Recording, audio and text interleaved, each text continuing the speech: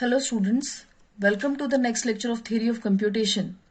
In the previous lecture, we have discussed basic terminologies used in Theory of Computation, and let's start with the same discussion. Let's continue that same discussion, and the next terminology is language.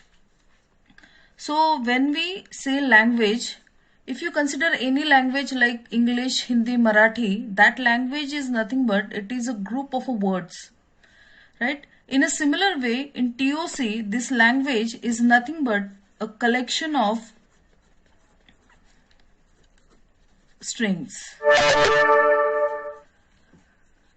The collection of strings. Now suppose we have an alphabet A, comma B, and let's take example L1 is a set of string of length 1. So what do you mean by this? We need to form a set of all the strings of length 1 over alphabet A, comma B. Using this alphabet A and B, we have to write all the possible strings of length 1. So your L1 becomes A, comma B. A is a string and B is another string of length 1. Now suppose L2 is another language and which is a set of all the strings of length 2. So again consider the alphabet A and B. Over alphabet A and B, we have to write all the possible strings of length 2. So how to write those strings? AA, it is a string of length 2. AB, BA, BB. So these are the 4 strings possible of length 2 over alphabet A, comma B. Now let's take another example. Suppose L3 is a language and it is a set of all the strings which starts with alphabet A. So A is a string which starts with A. AB is another string starts with A. ABA, we can have another string ABA, again it is starting with A, this is starting with A. ABBA,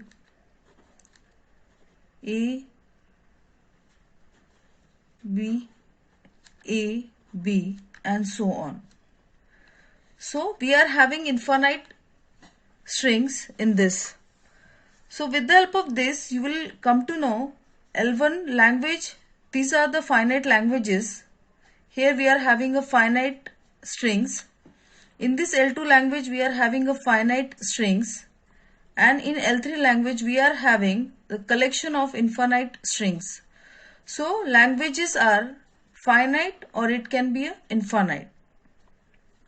Now let's discuss about the power of sigma. Again, it is very much important.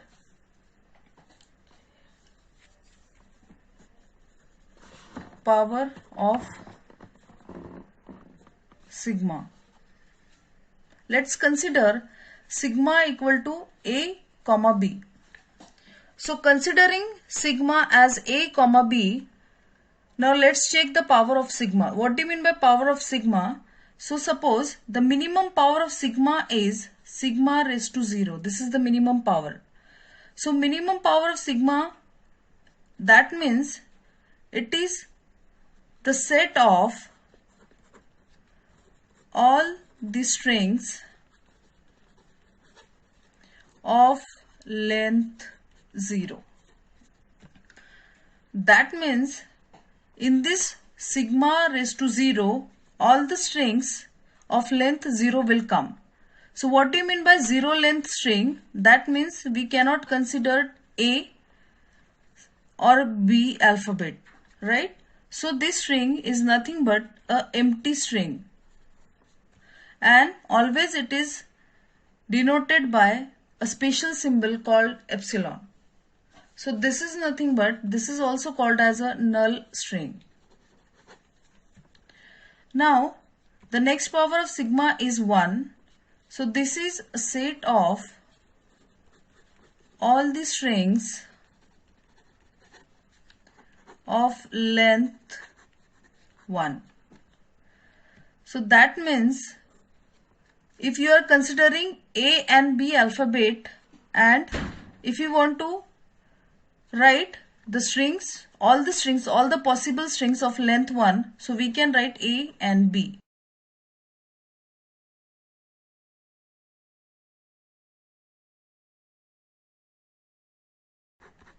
Two.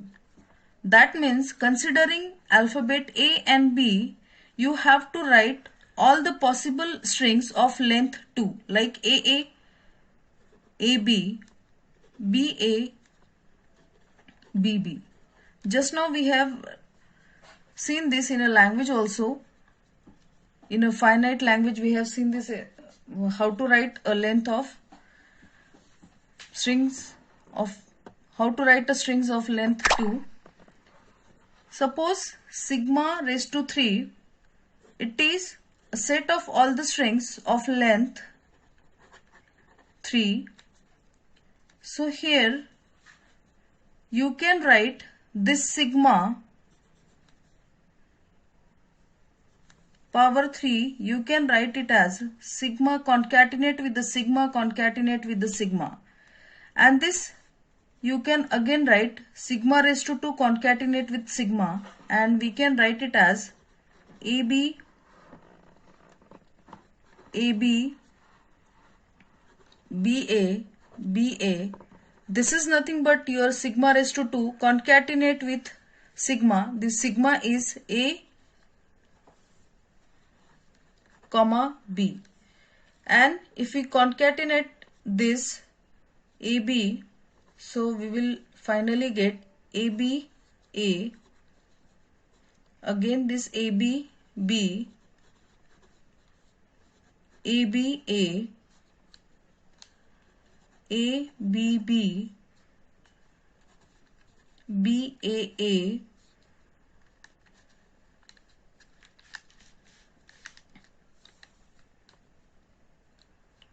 B, A, B, sorry, it should be BB, BBA, and BBB. So total 8 strings are there in sigma power 3. So you can also write this is a 0 raised to 2, this is 0 raised to 1, this is 2 raised to 2, and in 2 raised to 2 we have 4 strings. It is 2 raised to 3. Here we are having 8 strings and so on.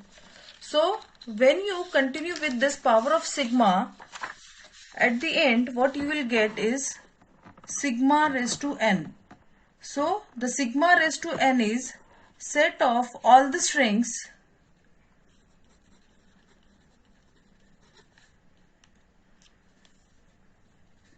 of length n. So that means sigma raised to n is nothing but 2 raised to n. And one more terminology is sigma star. So this star is also called as a Keen closure, and this star, instead of this star, at the place of this star you can put all the numbers, all the possible length of the string including 0 length string. That means it is a union of